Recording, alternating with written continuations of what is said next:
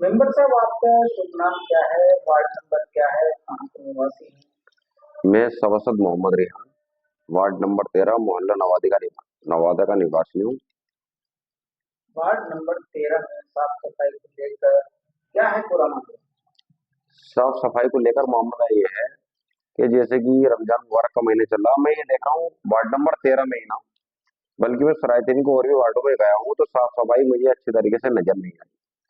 और देखो, सबसे पहली बात, मेरा शौक है ये साफ सफाई का, इसलिए मैं रोज फजर की नमाज के बाद डेली पूरे वार्ड के अंदर राउंड लगाता हूँ। उसके बावजूद मैं जब देखता हूँ जहाँ गंदगी है वहां पे आता हूँ, सुपरवाइजर से बोलता हूँ कि वहां पे सफाई कराओ। लेकिन काफी बार अब इधर को आके ऐसा होने लगा है कि सुपरवाइजर से कहते हैं, सुपरवाइजर इधर को सुनते हो इधर को निकाल देते हैं। अच्छा, अभी परसों मेरे वार्ड के अंदर 5 कर्मचारी आए थे काम पे, 5 नहीं थे। तो मैंने कहा भाई 5 कर्मचारी कहाँ हैं? तो सुपरवाइजर बोला भाई काम तो हो रहा है बताओ। फिर दूसरे दिन को जब देखता हूँ मैं, फिर 5 कर्मचारी थे, मैंने फिर पूछा। तो सुपरवाइजर बोलते हैं, बोला मेंबर साहब काम तो हो रहा है वार्ड के अंदर। बोला जब 5 कर्मचारियों से काम हो रहा है तो ये 5 कर्मचारियों किसी और वार्ड में भेज दो ना, क्यों ये सरकारी धन का गलत दुरुपयोग किया जा रहा है?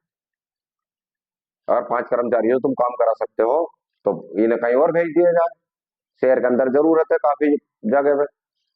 अच्छा, इसके बावजूद फिर मैं वार्ड के अंदर घूमता हूँ तो देखता हूँ गंदगी ज्यादा है, वहां भी फोन कर दिया हूँ, लेकिन कोई सुनवाई होने को तैयार नहीं है। जब सुनवाई नहीं कर रही है तो मैं अधिशासी अधिकारी को, महोदय को फोन करता हूँ, वो फोन उठाने को तैयार ही नहीं है। 4 महीने हो गए लगभग, मैंने काफी बार 4 महीने में शायद एक आध बार फोन उठाया हूँ।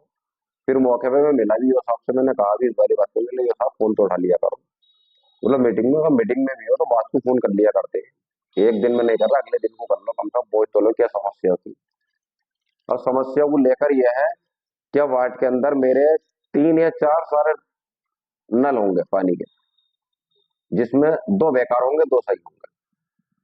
उसको भी अगर कहते हैं तो महीनों महीनों हो जाते हैं उस चीज को भी। गर्मी का मौसम है, पूरे वार्ड के अंदर एक पानी का फ्रीजर है, वो भी 2-3 महीने बेकार पड़ा हुआ सरायपुर पुलिस चौकी के बराबर में प्याव है और एक उसके सामने नल है, वो भी खराब है। इसको लेकर क्या कहना? है। वो भी सब बेकार पड़ा हुआ है। असल में जय साहब से मैंने कहा था इस चीजों को, मेरे वार्ड के अंदर एक जरा सारी पाइपलाइन टूट गई तो उसको भी मैंने कहा था, तो जय साहब का अल्फाज ये थे कि चेयरमैन साहब से कहलवा दो।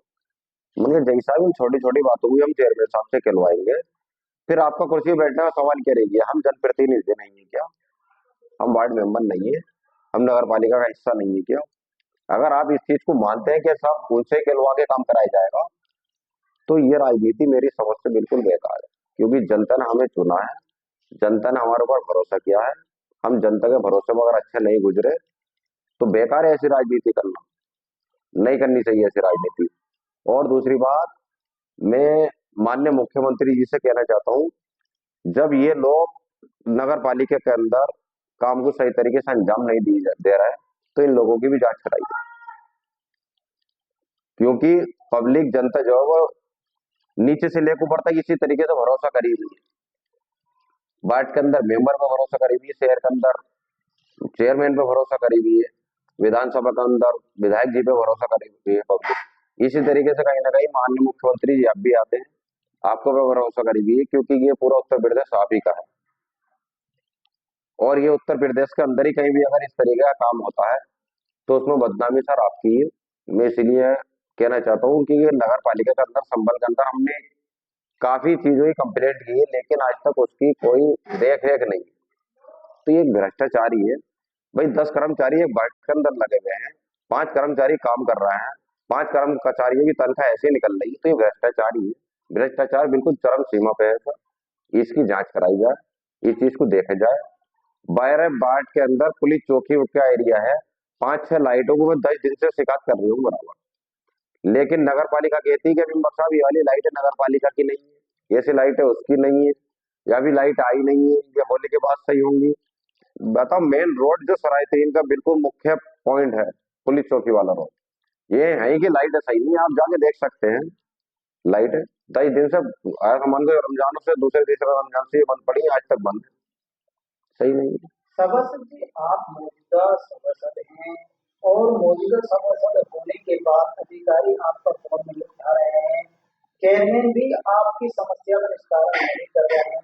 अब ऐसे में आप योगी सरकार और संभल डीएम साहब से क्या है आपके मुख्य मांग?